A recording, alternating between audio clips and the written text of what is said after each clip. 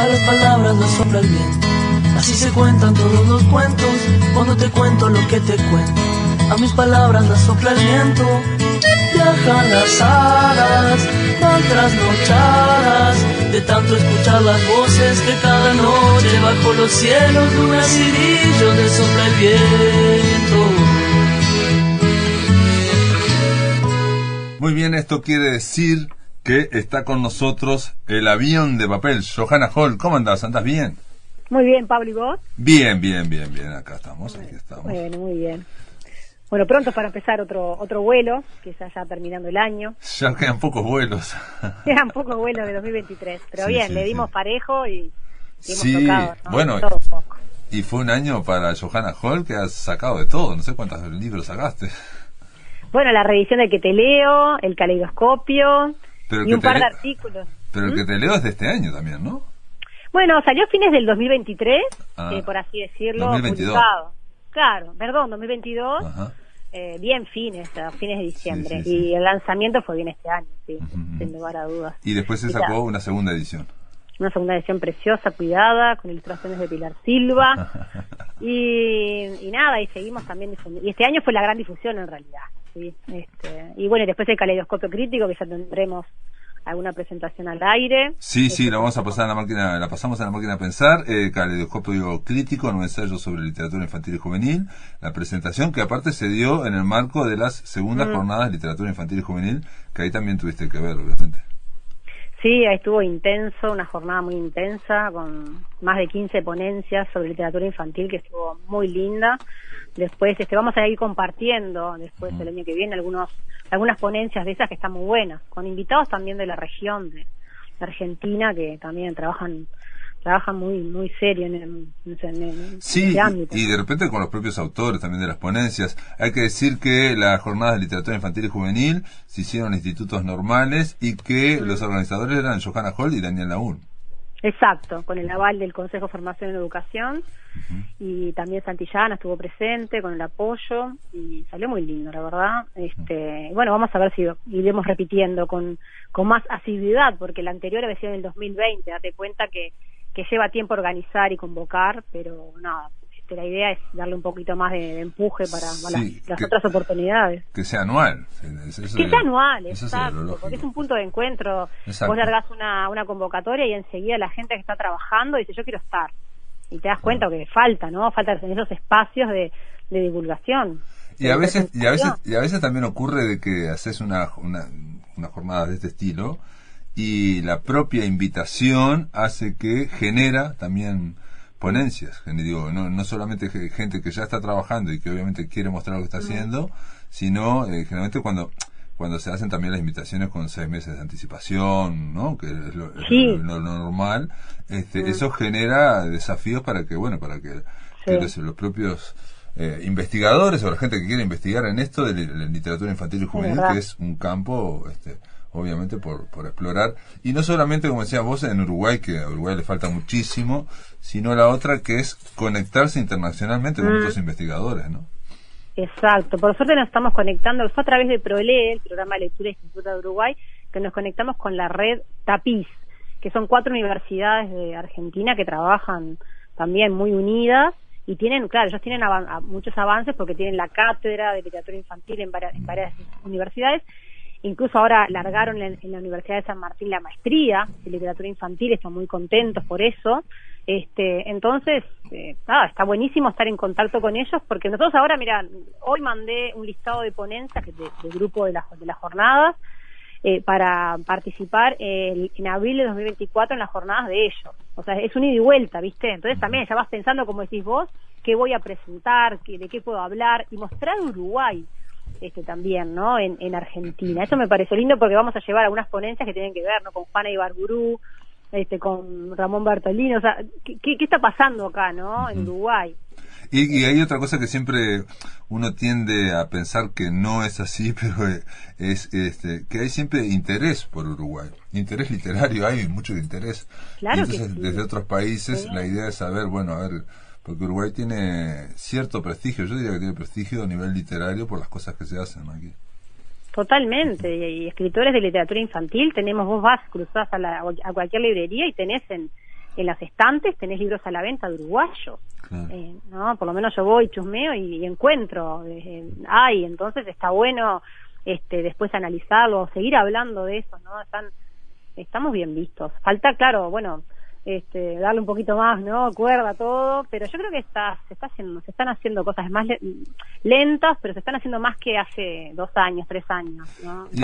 Y aparte el hecho de, digamos, por ejemplo, esto que sea anual, las jornadas de literatura infantil y juvenil, eso va generando en una especie de masa crítica que le llaman, ¿no? De núcleo, que hace que, digamos, para lo que es el sistema uruguayo de literatura, también en algún momento empiezan a percibirlo de lugares que no son de literatura infantil y juvenil, ¿no? En ver la relevancia. Digo, a nivel de investigación, ¿qué es lo que falta? Claro. Investigación académica, ¿qué es lo que falta, no? Aquí en Uruguay no hay, bueno, ponías el ejemplo de Argentina, de que haya una maestría de literatura infantil y juvenil. Aquí no hay, claramente. Acá no hay, bueno, ellos están muy contentos con esto, porque habían cátedras y bueno, trabajos de tesina, y gente que se va colando, en realidad vos le ves los títulos y es doctor en literatura infantil, porque su tesis no son eso, pero en realidad no hay un doctorado en literatura infantil, pero se van colando por los doctorados de lengua, de lingüística, ¿viste? Entonces ahí meten las tesis. Pero bueno, no, hay una masa mucho más, uno va a esas jornadas, a mí me ha pasado de estar presente como asistente solamente de esas jornadas, y es impresionante lo que tienen, ¿no? Y es que es tanto para explorar y tanto para descubrir, o sea que no, el corpus te lo puedes hacer de lo que sea, ¿no? Entonces... Sí, no, el corpus también es un detalle, que se sigue creando y produciendo cada vez más literatura infantil y juvenil, pero bueno, el rezago, digamos, el atraso es con respecto a dar un marco, a tratar de comprenderlo, ¿no? A tratar de leerlo desde un punto de vista más teórico o con un marco, para tener un panorama. Claro, de tener un marco teórico, ¿no? Que un poco te contenga ese estudio, ¿no? Así que bueno, ahí vamos dando tregua. Muy bien, ¿y para hoy qué trajiste? Para hoy vamos a hablar de la lectura, porque, bueno, porque de la mano de la literatura tenemos a un lector. ¿Y cómo aprende ese lector, que se da en la escuela, en las situaciones formales de enseñanza? Es lo que un poco venimos a hablar hoy en cuanto a proyectos, en cuanto a la situación del Estado, que también hay 2 o 3 líneas de acción en Uruguay, que me ha tocado justo, bueno, en una estoy conformando un grupo de investigación, que es lo que vamos a hablar más en profundidad, pero hay varias líneas en esto que están interesantes y creo que se aunan en estudiar esto de lo que es el leer, lo que es el aprender la lengua escrita, ¿no? Porque obviamente la lengua oral, ¿no? En un ambiente normal, el ser humano, el niño, a los 3 años la adquiere totalmente, ¿no? Con poco estímulo, Pero no es así con la lectura, porque requiere una sistematización. Si no hay nadie que te la enseñe, ¿no? A no ser algún niño muy maduro que, bueno, justo, ¿no? Porque los hay, ¿no? Uno piensa que lo hace solo, pero en realidad siempre hay un estímulo de un adulto que algo le da pie, ¿no? Obviamente, más allá de estar en primer año, ni que hablar que es el año, pues, obviamente, particular donde se hace este aprendizaje y enseñanza. Claro, nos referimos al primer año, la enseñanza de la lectura en primer año, pero yo te agregaría, digo, obviamente no para hablar de eso, que es muy crítico este punto que vas a hablar ahora, que es la enseñanza de la lectura, porque antes de ayer me comentaban que en la Facultad de Derecho se han puesto talleres de lectoescritura, porque los chiquilines que ingresan a la Facultad de Derecho tienen problemas para comprender lo que tienen que leer. Entonces se pusieron talleres, digo, hay una masa de estudiantes muy grande, ¿no? También porque directamente no logran para nivelar, no logran entender lo que están leyendo o no le dan la capacidad. Exactamente. Esto lo veo, bueno, yo también lo veo en formación docente, que te da 1 de cada 4 estudiantes le dio bajo la prueba este año se puso prueba no de ingreso, pero una prueba de desempeño, ¿no? En varias áreas, y 1 de cada 4 estudiantes le dio bajo a nivel Uruguay, en magisterio, en profesorado, la comprensión lectora. Así que lo que me decís está en lo mismo, son los mismos chiquilines que egresan de secundaria, que van o a derecho, van a magisterio, son los mismos, ¿no? Hay un gran tema de comprensión lectora que nos da bajo en PISA, nos da bajo, ¿no? Sí. Entonces, la idea de este grupo, del cual yo formo parte, que que bueno, nos presentamos en febrero a los fondos de CFE Investiga y de ANI, y bueno, conformamos un equipo con profesionales que están trabajando desde la enseñanza de la lectura, desde la neurociencia, más nosotros que damos clase en CFE, pensando en esto, bueno, ¿cuál es el inicio? ¿Dónde está el origen? ¿Dónde empieza todo este problema de comprensión lectora? Cuando se enseña, cuando se aprende a leer. Claro. Entonces, ¿qué pasa? Empezamos un No, poco perdón, a dudar. y la otra pregunta es ¿cómo? Porque eso me lo contaste una vez, digo, ¿no? Sí. ¿Cómo se enseña en primer año Exacto. a leer? Digo, porque tampoco está sistematizado Exacto. eso, digamos, ¿no? Exacto. En distintos maestras y maestros, bueno, no tienen una cosa tan homogénea como uno creería, ¿no? Porque uno piensa que todos deben enseñar más o menos igual porque es primer año y porque, es cierto, todas las etapas más tempranas de las personas son más rígidas, digamos, son más estables. Después las propias personas van cambiando, ¿no? Cuando tenés 7, 8, 9, 10 años, ahí va cambiando muchísimo. Pero como que hay etapas del desarrollo, de la evolución psicológica del ser humano que, por lo menos al comienzo, son mucho más estables. Claro, deberíamos pensar así, ¿no? Quizá lo fue en algún momento en nuestro país, ¿no? Como que las maestras de primero, había como cierta tradición entre que las maestras de primero para estar en ese grado tenías que tener varios años de antigüedad. Después muchas tenían especializaciones, tenían cursos, y era como más, bueno, estoy en primero, realmente tengo una súper responsabilidad, que lo es, pero ahora como que eso disminuyó y bueno, cualquier persona que egresa de repente puede estar en primero, puede estar en sexto, que es otro año también complicado, ¿no? Entonces eso de estar en primero un poco paró. Y después también estamos nosotros estudiando en este proyecto 2 líneas. Una, ver cómo se enseña a describir las prácticas de enseñanza de la lectura, en primero, y por otro lado, cómo se forman estos maestros. Estamos como en 2 líneas, ¿no? Para un lado tiramos un cuestionario ahora, que ya van más de 120 maestros de primer año, que tuvieron primer año, estudiantes, y por otro lado, estamos analizando los programas. ¿Qué dicen los programas de formación docente? ¿No? ¿Cómo se enseñan primero? ¿Qué se aprende de lengua? Porque hay otra investigación anterior hecha en Uruguay que dice que los maestros tienen necesidades técnico-pedagógicas para la enseñanza de la lectura. Y eso repercute, si vos no tenés un buen dominio de la lengua y los métodos de su enseñanza, repercute en la eficacia que tengas en el aula.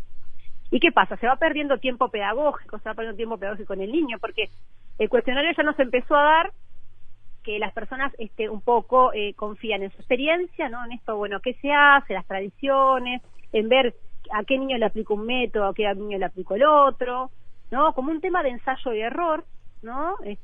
Y después también nos dio que necesitan aportes de la neurociencia. Y ahí donde se entra, me parece, con 2 pies con este proyecto, porque Sugarramurdi, que es las principales que está responsable de este proyecto, se dedica a esto, ya es doctora, ¿no?, en lingüística, y desarrolló, después te voy a contar un poquito, de una aplicación Lexilam, que es para evaluar el riesgo lector en los niños pequeños. Perdón, ¿qué es el riesgo lector? Es una medición. El riesgo es, por ejemplo, vos me dices un niño riesgo lector o riesgo de matemáticas o riesgo en X habilidad cognitiva y te da, ¿no? Te hacen pruebas, obviamente, según cada competencia, diferentes ítems. Si vos vas a tener dificultades después para cuando aprendas algo. Eso es un riesgo. Entonces, si vos lo atacás, lo apoyás, lo estimulás a ese niño que va a tener un riesgo posiblemente, que es un riesgo posible, él no va a tener tantas dificultades después, ¿no? Es como detectar, ¿cómo está este niño? ¿Verde, amarillo, rojo? ¿No? Que fue un poco, ahora que recontra, bueno, yo estoy en el tema y me lo puse este fin de semana y estoy desde el Congreso de Educación de Canelones, que fue hace poquito en la Torrantel, también en contacto con estos investigadores. Se sacó un libro que se llama De la cuna a las aulas, no sé si lo oíste nombrar. No lo oí. Es el resultado de una investigación que fundamentalmente está Santiago Cardoso, un sociólogo, y otros maestros, entre ellos Gabriela Salzamendi, ahora no recuerdo de los demás, que midieron niños su recorrido desde nivel 5 a todo primaria, ¿no? Y más que nada viendo los niños que habían dado en rojo, por así decirlo, imagínate, rojo es tener bastantes dificultades, en nivel 5, con unas pruebas que se aplican en nuestras aulas. Una se llamó EIT, que vino de Canadá, y ahora se realiza una prueba INDI, que está hecha por la Facultad de Psicología, que bueno, te evalúa al niño en 2 oportunidades en todas las habilidades. Eso lo aplican en preescolares, ¿no? Ellos estudiaron todo, estudiaron de los niños que les habían dado rojo, a ver cómo les había ido a fin de primaria. Y bueno, y hay esos niños rojos, si se les hubiese eso alertado a todo el centro educativo y lo demás, que de hecho en realidad uno como maestro de preescolar sabe quién era el niño rojo, por así decirlo, claro, etiquetarlo de esa manera. Después es ver qué hace el sistema. Tenemos fallas por todos lados y ahí tenemos, por ejemplo, la lectura, ¿no? Por así decirlo. Matemática, etcétera, montones de cosas, ¿no? Bueno, y esto, volviendo para atrás, esta aplicación que desarrolló Camila Zugarramurdi se llama Lexiland, está disponible, es una aplicación que se puede bajar para las tablets de Ceibal y demás, y a un niño de nivel 5 le va haciendo jugando, ¿no? Diferentes pruebas y te da el riesgo lector, te da, bueno, ese niño en primero va a necesitar X cosas. ¿Pero por qué? Porque la lectura se basa en una estimulación temprana también, que ya podés ir haciendo antes de después aprender. Después vamos a hablar un poquito de los métodos, ¿no? Que hay en la vuelta. Porque, bueno, en esto de la lectura también uno dice, bueno, hay estos chiquilines de Facultad de Derecho no comprenden. ¿Y qué pasa con la comprensión? Hay una parte, nosotros, me parece también yo que hace más de 20 años que estoy en la educación, hemos visto como diferentes métodos o modas dentro de, por así decirlo, métodos de enseñanza y también teorías. Sí, teorías, tendencias, sí, que van cambiando. Ahí sí, está, sí. que van cambiando, ¿no? Y siempre nos vienen heredadas. Cuando nosotros las estamos adoptando ya pasaron de nuevo, porque es muy así, es muy de España, es muy de Estados Unidos. Y bueno, y teníamos, como decís vos, una adecuación como un poco más estricta, ¿no? Por ejemplo, para aprender a leer, no sé si yo por ejemplo tuve Ana asa los sesos al sol, ¿no? Eran textos que se usaban donde la letra, se aprendía mucho la letra y cómo sonaba la letra. Y los textos eran, no sé, súper simples, de repente súper descontextualizados. Jamás ibas a encontrar, yo qué sé, otro texto en tu casa que dijera eso. Sí, yo me acuerdo de cuando yo aprendí que era Lalo sale al sol. Esa, la misma, ahí va. Esa. ¿Y qué aprendías? La L mayúscula, la L, cómo sonaba. Y todo el texto era sobre eso, ¿no? Y Ana Asa era la S, ¿no? Ana Asa. Yo toda la vida quedé traumada con los sesos, nunca supe lo que fueron los sesos hasta después, más grande. Yo qué sé, yo no comía seso. Ana Asa los sesos, o no me acuerdo, ¿no? A lo que voy era que el texto no tenía nada que ver con lo que vivía el niño, ¿no? Pero por otro lado, lo ayudaba al reconocimiento de el sonido de las letras. Y ahí vamos. Hay un cuadrito precioso que lo hizo Scarborough en 2001, que viene de la neurociencia y viene de esos aportes de las ciencias cognitivas al aprendizaje de la enseñanza, y tiene que ver con los niveles de lectura. Para vos poder comprender el lenguaje, tenés que primero haber pasado por una parte, se llama un modelo de cuerdas, la cuerda de la lectura. Entonces, la cuerda más baja es como aprender a andar en auto. Vos tenés que aprender a poner primera, segunda, tercera, y estás, ¿no? Embrague, freno, toda esa parte automática. Porque luego vos, cuando quieras andar y despreocuparte y escuchar la radio, y te olvidás de eso. Sí, todo eso se tiene que aprender al principio hasta que se automatice. Exacto. ¿Y qué es esta automatización? La conciencia fonológica. ¿Cómo suenan las letras? ¿No? Porque vos lo tenés, es esa incluso correspondencia desde la oralidad, porque vos tenés la oralidad ya adquirida. Pero tenés que decir después, mira, esta letra, primero reconocer que hay un código escrito, ver que esas letras que están ahí es un sistema, ¿no? Algo diferente, que es diferente al dibujo. Ya hice una primera etapa. Después, bueno, saber que la A suena A, esto, ¿no? Después podés hacer sílabas, ¿no? Ensamblar los sonidos, o sea, esa correspondencia grafema-fonema es muy, muy importante. Saber el nombre de las letras incluso, que eso se había dejado como se de dejó moda. En un momento de moda. Nos queda 1 minuto y medio, 2 minutos. Uy, no hay tanto para hablar de esto, mucho, es impresionante. Bueno, resultado que en realidad es muy importante tener todo esto, este conocimiento fonológico, estas habilidades, incluso saber el ritmo de las palabras, el tener un poco de memoria para unir las letras después, porque vos vas leyendo y tenés que recordar que está la O, So, o palabras más largas, tenés que ir recordando en tu cabeza. O sea, son como ciertas habilidades cognitivas importantes que se desarrollan en cierta parte del cerebro, que también está estudiado ahora, ¿no?, con más profundidad, para luego pasar a la comprensión, para pasar al reconocimiento global, a la estructura del lenguaje, al conocimiento del texto, ¿no? Todas esas cosas que también nos fuimos varios años al texto, nos fuimos varios años a la función de los portadores de texto y fuimos dejando lo más importante que tenemos que saber. Y ahí es uno de los problemas. O sea, los métodos de enseñanza que se relacionan más con esto de la conciencia fonológica son los que tienen más resultados más rápido. Entonces, nosotros estamos relevando a ver las prácticas, pero vamos a elaborar el material teórico para que se vea estos avances que también demuestra la neurociencia, que son los más efectivos, no perder tiempo, no estar en esto del ensayo y el error con un niño que tiene otras dificultades a su vez. Entonces no le estás permitiendo avanzar, estás al revés, dilatando un rezago que quizás se siga en primaria más adelante, ¿no? Sí, es un problema. Sí, te entiendo. Porque lo que pasa es que en esto de la automatización hay elementos que hay que aprenderse de memoria prácticamente, o hay que practicarlo tanto para internalizarlo, no pasan por la comprensión. Claro, y estaba mucho el reconocimiento global de las palabras, vos las veías, los logos, pero eso te da un bagaje súper mínimo. En cambio, el saber cómo suena cada letra te da una herramienta que te sirve para todo. Es como volver a la parte más antigua, ¿no? Cada letra y aprenderla de memoria y cómo suena una con la otra y cuando cambia el sonido de una con... Porque hay letras que cambian cuando están con diferente vocal, cosas así. O sea, memorizarla. Memorizarla y tener memoria, después se automatiza todo eso, ¿no? El método analítico sintético, incluso hubo un método natural hecho por una uruguaya que se llamaba Clidia de Melo, que también tenía que ver con cómo ponías la boca y cómo hacías los sonidos, estaba muy interesante, y también tiene que ver con esto de la conciencia fonológica. Ahora se ha dejado mucho ese método, pero hay ciertas experiencias aún. Entonces todos estos métodos apuntan desde la neurociencia que no se pierde el tiempo. Y después vas a lo otro, vas así a descubrir, vas así a las estrategias lectoras, vas a otras como funciones más como adultas después de lo que es la interacción con el texto, ¿no? Pero primero tenés que saber esto básico, ¿no? Bueno, muy bien. Perdón, de alguna forma quedó planteado una investigación que es re apasionante, y obviamente volveremos a hablar de esa investigación y de estas cosas en específico el año que viene, ¿no? Claramente.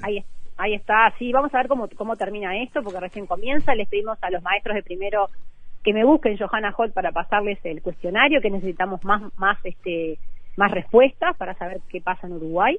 Y después nos quedó colgado, así que también después tenemos que hacer algo más con otro proyecto, que es el de Mercedes Lafourcade, lo nombramos rapidito, que justo ella se dedica a dislexia, ¿no? Otro tema de dificultades. Sí, Mercedes, sí.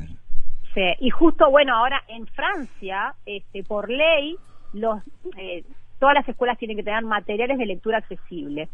Hizo un convenio la editorial Movidis con editorial Basilisa para comprar los derechos de autor de los libros que están hechos acá en esta editorial a cargo de Mercedes. Que la editorial está a cargo de Mercedes, se llama Basilisa, y son textos, son historias, pero que tienen en cuenta, distintas capacidades para leer, ¿no? Claro, exacto. Y ella escribió muchísimo las dificultades, que tenemos un niño riesgo, de repente en tercer año puede derivar una dislexia, ¿no? Pero igual sus textos son simples, son progresivos, así que también nos queda hablar un poquito, lo de Mercedes, lo de Lafourcade, obviamente hay que felicitarla acá desde la máquina de pensar, la felicitamos realmente, y hablaremos in extenso de ese proyecto, porque que ya convenios con Francia, hay cosas que realmente hay que imitar de otros países cuando se están haciendo bien. Johanna Holt, te dejo, gracias por estar en la máquina de pensar, y hasta la próxima. Nos vemos prontito, hasta la próxima, Pablo.